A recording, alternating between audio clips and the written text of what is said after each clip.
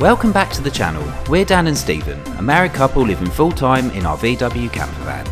In between jobs, we travel the UK and beyond, constantly adjusting to this challenging but rewarding way of life as a couple on the road. In all honesty, we're just making it up as we go, and we've no idea what we're doing or where the journey may end. But life's a bit too short to worry about that. In this video, we take our van to one of Europe's most incredible cities. So sit back, relax, and come along, dear. So I was just wondering, while we let Daisy have a wee, does anybody else have a state-of-the-art system? The thing that stops our drainage coming out is a wine bottle cork, and there's a reason for that. Yeah, so on the subject of our cork, which I forgot to mention earlier, we've just been driving, but to come back to that point, we had a tap there basically. So it's obviously it's quite an old van, and the tap at the base of our water tank was really old and quite worse for wear, to be honest. Now, it was basically blocked. So when for months, over a year in fact, when we emptied our water tank via the tap, it was a very thin trickle. Now the tap itself wasn't very wide, but it was even thinner just because stuff had backed up probably over the years before we'd even got it. So what we thought we'd do, because it would take ages to drain the tank, is we thought we'd unscrew the tap from the water tank, which we did, but ultimately what happened was it kind of just fell off, and it was kind of quite rusty, and it just sort of fell off in our hands. We still got it down in the side of the door actually. Tried to put it back on, but it turned out you had to kind of get inside the water tank in order to fix it, and it just seemed like such a faff. So we had it was probably like a Prosecco bottle or something with, it was a cork. And we thought, let's just see if it fits. And Stephen tried it out, and lo and behold, it actually fit the hole perfectly. And we've used it ever since because we haven't felt a need to change it. Now, I'm sure some people will be horrified at this, and we know it's not a long-term solution, but it fits in so nicely, and now it doesn't leak at all, and the cork's in pretty good condition. We'll have to change it eventually. And now what we do, when we empty the water tank over a drainage point, we take the cork out, it all flows perfectly, the water comes out really quickly, there's no blockage, which is what happened with the tap. And when we put the cork back in, it actually really works. So I'm just wondering if anyone else has ever done that with a van. I've never seen it, and yes, we know it's not ideal, but for a short-term solution, it's actually been completely fine. I can't believe it, like the luck of it. We actually had that cork sitting in a drawer as well.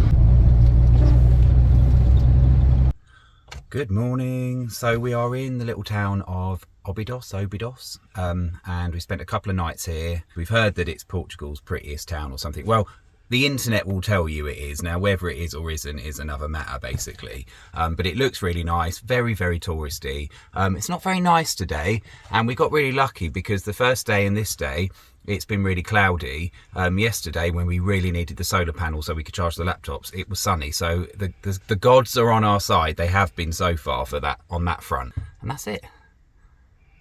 Let's go and have a look. We stayed on an air right by the town and its charming old viaduct, and while not free, was only a few euros a night. Óbidos is indeed considered Portugal's prettiest, depending on what you read, but on this cloudy day, that was a lot to live up to.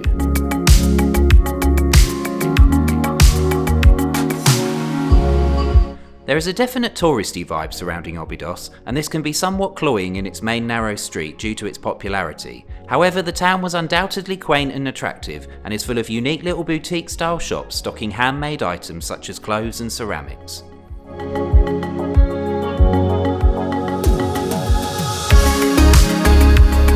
There's also a whole host of traders selling locally produced confectionery and, which you'll see everywhere, its famous cherry liqueur. These cherries are said to be too unpleasant to eat on their own, hence they're made into ginger de Óbidos and often served in a tiny chocolate cup, which of course we just had to try. So what you have to do, you have to drink half of it and then just throw it all in your mouth afterwards. Sounds good to me. And the cup is edible, so it's a chocolate cup. It is. It's the cherry liqueur, which I'm not going to pronounce right now. Ginger. Yeah. Is that it? Ginger? Oh, it is just, you say it ginger. Okay. That's easy to remember. Really? Right.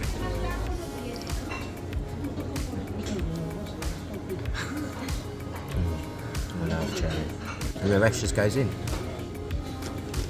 Nice. Oh,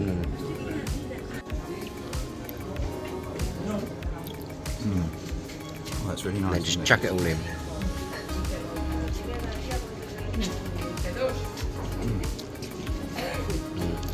Quite sharp but really nice. Yeah. Really came through. Bargain for €1. Really indulgent, lovely.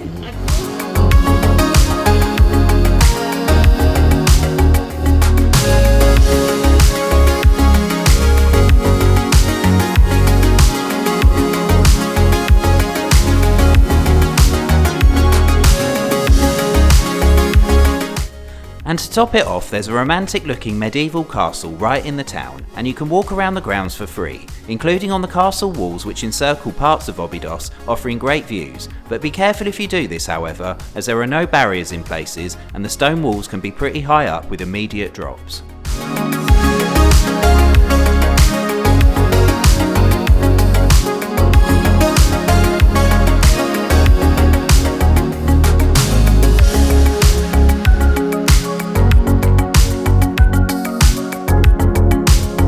So we left Óbidos, and there is undoubtedly a lot to see here which makes it well worth a trip.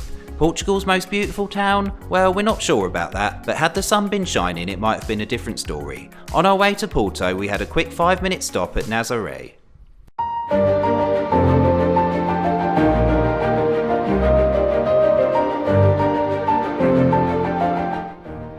Nazare on the west coast has some of the biggest waves in the world, and these waters attract surfers from across the globe to ride and compete on these monster formations. We only stopped very briefly, and it wasn't the season for the absolute biggest beasts you can see here, but the potential and power in this water was clear for all to see. Definitely not one to take a relaxing swim in.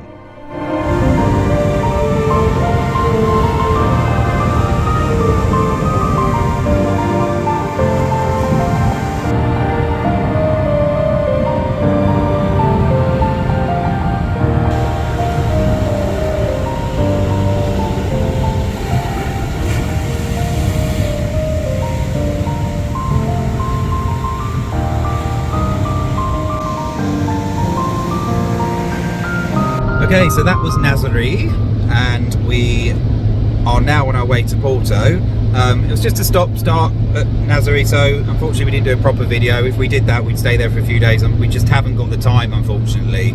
We know we wanted to go to Porto, and we need to make some tracks, so that's a couple of hours up the coast, so that's where we're going now. We found a little spot. Hopefully it'll allow us to explore the city, because it's very rare on these trips that we've been able to do that. Granada was one of them, obviously Benidorm was one, but generally we haven't been into the big places, so hopefully it's going to work out successfully that we can get into Porto tomorrow. And I'm looking forward to it. I know it's Saturday, so it's going to be quite busy, I imagine, but you know, it'd be nice to explore a city, see a few things, and hopefully we can leave the van somewhere safe. So that's where we're going. We'll see you in Porto.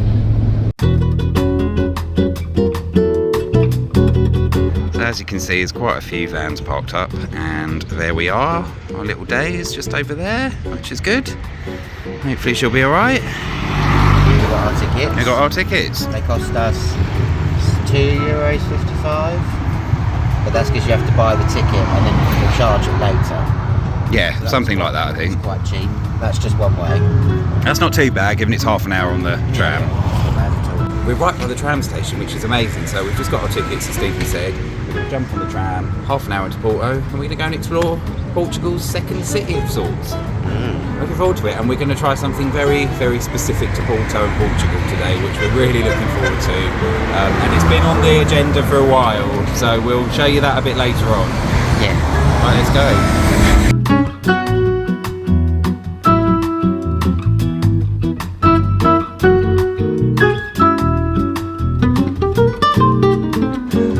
So, we've just got off the tram, and because all we can think about is food right now, what are we going to do, Steve, first? We're going to go and have a Francesinha. I was going to wait for you to say it first, that's Yeah. why I did that. I was going to remember how to pronounce it. How do you say it? I don't know, Francesinha. Francesinha? Something like that. Okay, so we're going to go and try that out. So it's Francesinha, I think it's that. Anyway, we're right there. So it's like a Portuguese kind of national dish, and I think it's particularly famous in Porto, so it's very well known for this. It looks ridiculously indulgent and probably a little bit too much. We might share one, but it looks amazing, doesn't it? And it just feels like one of those things. It's like, hang on, if we're here, we got to try it, right? Yeah. It's got to be done. We're on our way now. We did a little bit of research to try and find places that, you know, were recommended, and there is absolutely tons. But this one came up and it kind of grabbed our eye a bit, and we thought, no, let's head here. So it does. I suppose it doesn't really matter. We just wanted to try it ultimately. That's what we're going to do. We do want a good one, so that's why we picked this one. Hopefully, fingers crossed, everything suggests it will be. It should sort us out for the day, basically, but we'll show you what it is when we get there.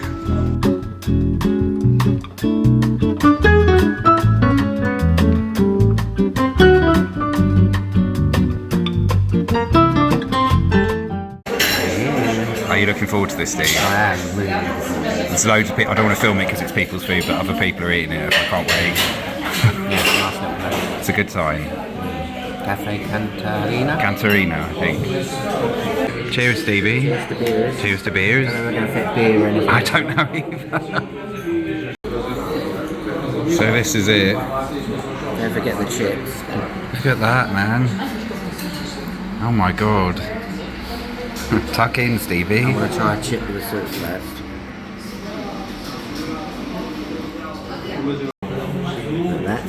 Is that the egg? It's covered in cheese, you can't. Oh, okay. Oh yeah, look, there's the egg yolk.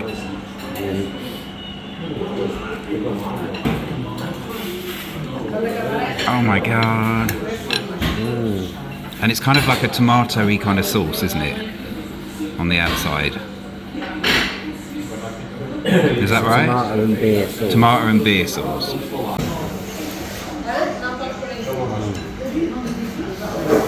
Good.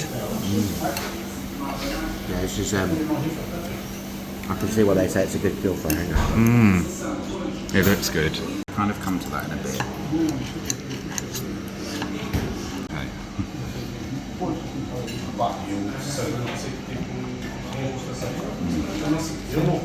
Really nice. Nice, isn't it?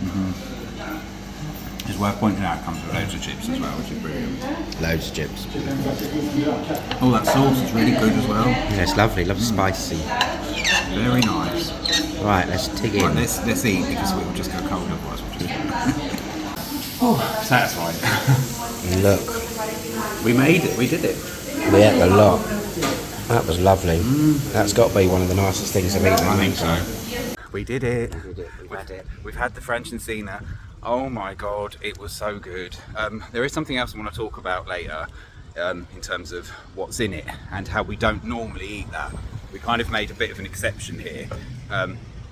We just had to try it, but we'll talk about that later. But basically, oh my god, it was so indulgent. It was basically, so the Francesinha is kind of like a sandwich, but it's filled with different types of meat.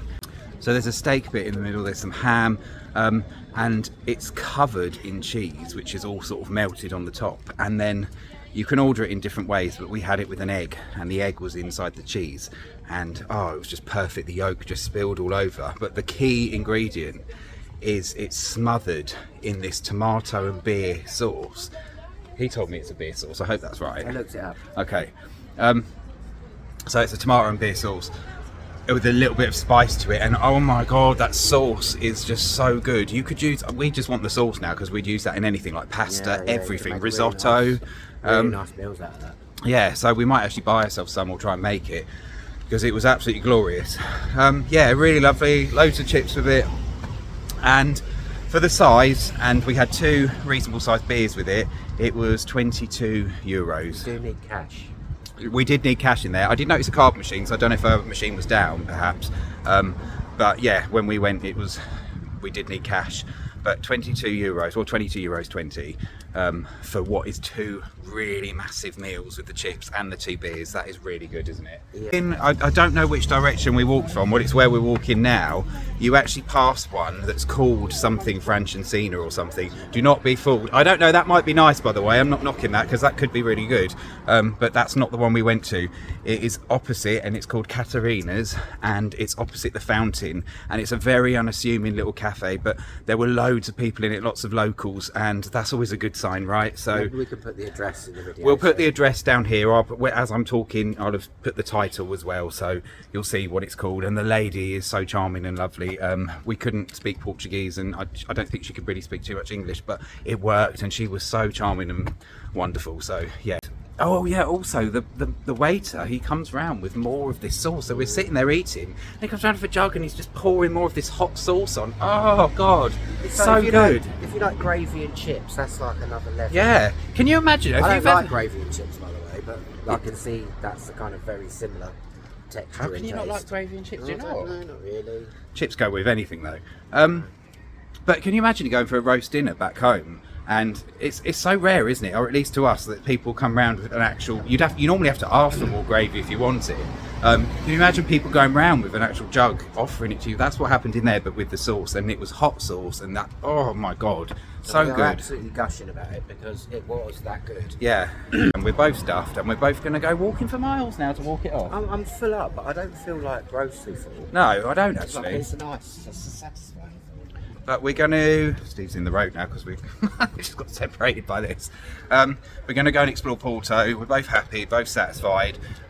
One other thing as well, it stops us actually buying loads of other like treats and things as we walk around. So It doesn't. I'm having ice cream. okay, yeah, what am I talking about? We're clearly going to get ice cream. But we're going to explore Porto now and enjoy the day because it's nice and sunny.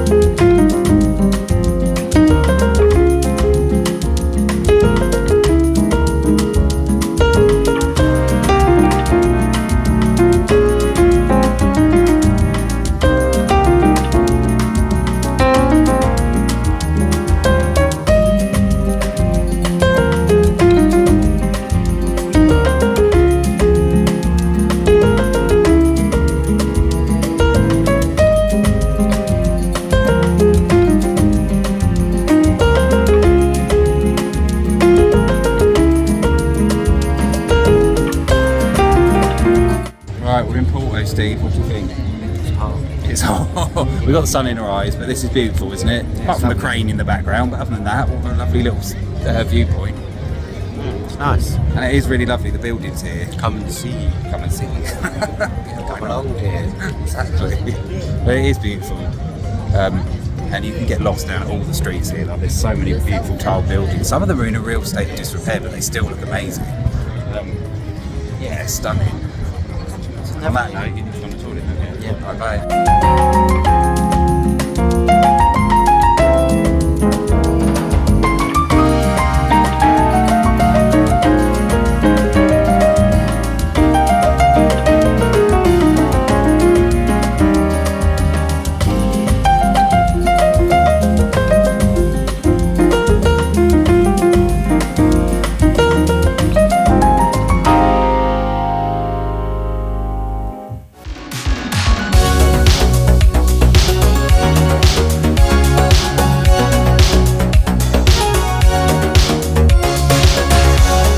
And it was at this point my battery died, meaning we were forced to shoot some of the most iconic sights in Porto on Stephen's grainy phone. Well, we don't call ourselves the low quality adventures for nothing, but take it from us, the views from the Dom Luis Bridge are 100% worth it. Just watch out for the trams. We finished our time here with a night out, which being Portugal meant things didn't open till way past our bedtime. So we'll see you on the next one, nursing sore heads. Don't forget to like and subscribe, and click that notification bell so you don't miss an episode. Thanks for watching!